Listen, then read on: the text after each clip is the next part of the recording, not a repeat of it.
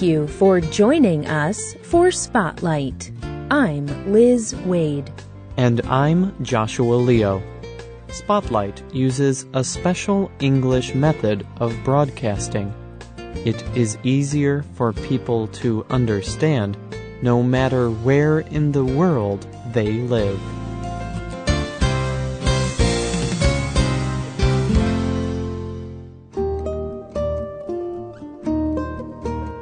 Deborah Wearing opens the door. Her husband, Clive, quickly stands up. He is very happy. He laughs and opens his arms to hold her. He says that she is the first person he has seen in years. He tells her that it is as if he has just woken up from a deep sleep. But this is not true.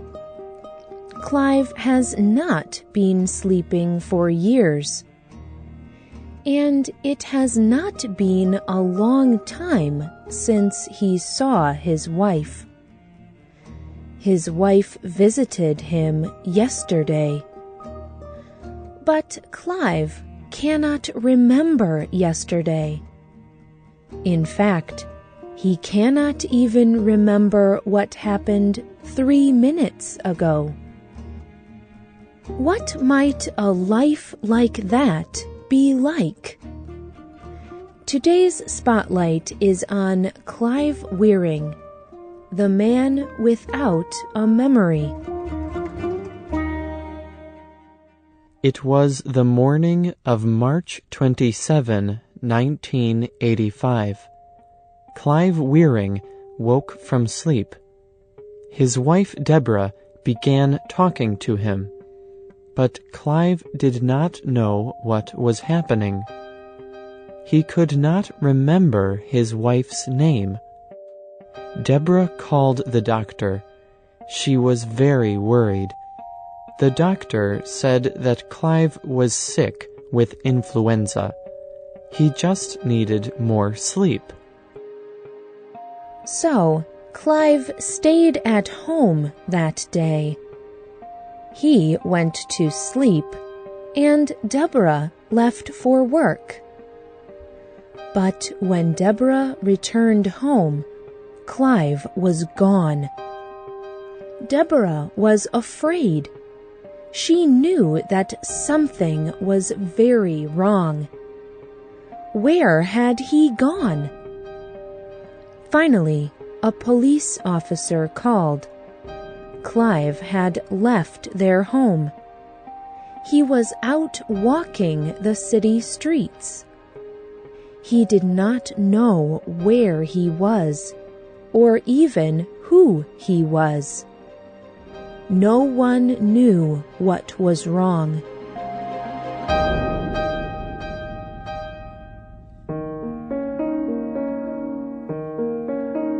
Clive and Deborah went to the hospital. After many tests, the doctor told them what was wrong. A common virus had damaged Clive's brain. Clive was suffering from encephalitis. Encephalitis happens when a virus infects the brain. The brain grows larger, but it does not have room to expand in the head. It crushes against the bones of the skull. Clive's encephalitis was caused by a common kind of herpes virus. This virus usually causes wounds on the mouth, but in Clive, the virus spread to his brain. By the time doctors understood the problem, it was too late. The virus had permanently damaged the areas of Clive's brain that control memory. Clive could no longer form new memories. He could not remember many things from his past. but he could remember his wife. He knew who Deborah was, and he knew that he loved her.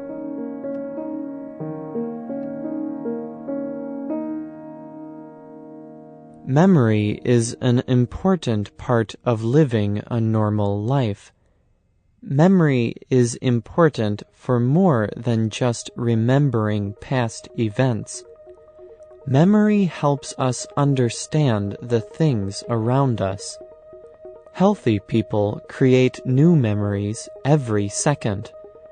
Our brains store information about what we see, feel, taste, smell, and experience. By remembering these things, we know where we are, who we are, and what we are doing. But Clive's brain cannot store memories in this way. Clive cannot remember anything for longer than a few seconds. He always believes that he has just woken up from being unconscious. It is as if he thinks he has been sleeping for years. He always says the same things. He tells his wife, "I have not heard anything, seen anything, smelled anything, felt anything, touched anything. It is like being dead. I have not been awake the whole time." It can be difficult to talk with Clive. Clive's memory is so short that he forgets questions as he is giving the answer. But although Clive cannot remember most things, Deborah says that he does remember some things. Before becoming sick, Clive was a skilled musician and music director. He played music and also directed singers in groups. One day, Deborah took Clive to the hospital church. Deborah remembers that day. I picked up some music and held it open for Clive to see. I started to sing one of the lines. He started singing the other part with me. I suddenly recognized what was happening. He could still read music. He was singing. His brain was still able to understand music. Singing was, in many ways, easier than talking. Clive was able to follow music and play the piano. The music moved his mind through the song. When he plays music, he seems normal again.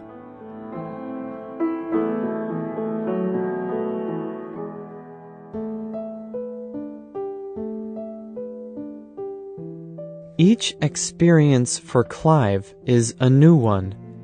Each face is new, even if the person has been with Clive for years. In Clive's mind, he is always surrounded by people he does not know. He does not know where he is or how he got there. But whenever he sees his wife, he feels happy. He feels safe. Deborah is the only person he knows. Clive's memory loss has also changed Deborah. Especially at first, Clive depended completely on Deborah.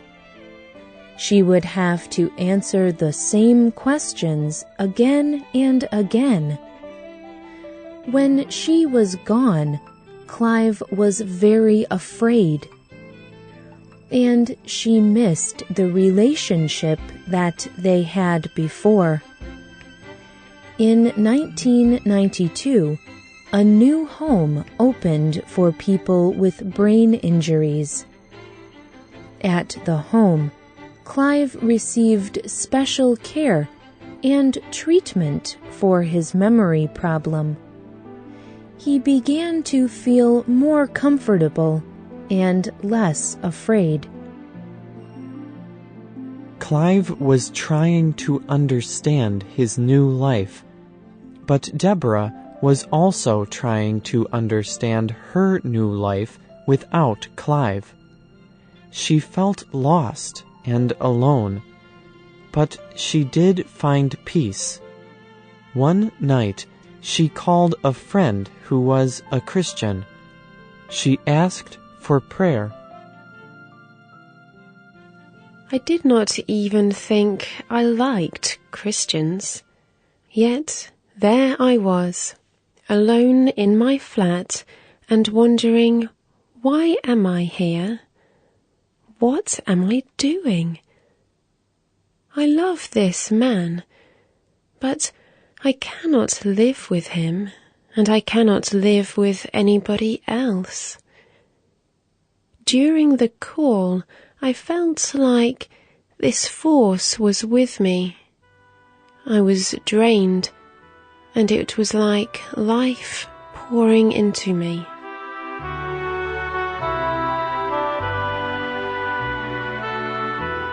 After that night, things improved for Deborah. She became a Christian too. 3 years later, Deborah and Clive shared their marriage vows again. They promised again to love and care for each other. Clive has improved a little. He does not have any memory, but he can learn some new things. He recognizes his home. He talks more with the people around him. He still plays music. But the thing that Clive understands best is his love for Deborah.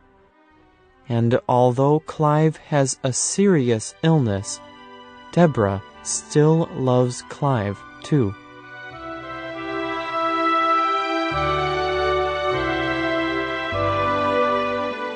The writer and producer of this program was Joshua Leo. The voices you heard were from the United States. Computer users can hear our programs, read our scripts, and see our word list on our website at www.radio.english.net. This program is called The Man Without a Memory. If you have questions or comments for Spotlight, you can write to us at radio@english.net. We hope you can join us again for the next Spotlight program. Goodbye.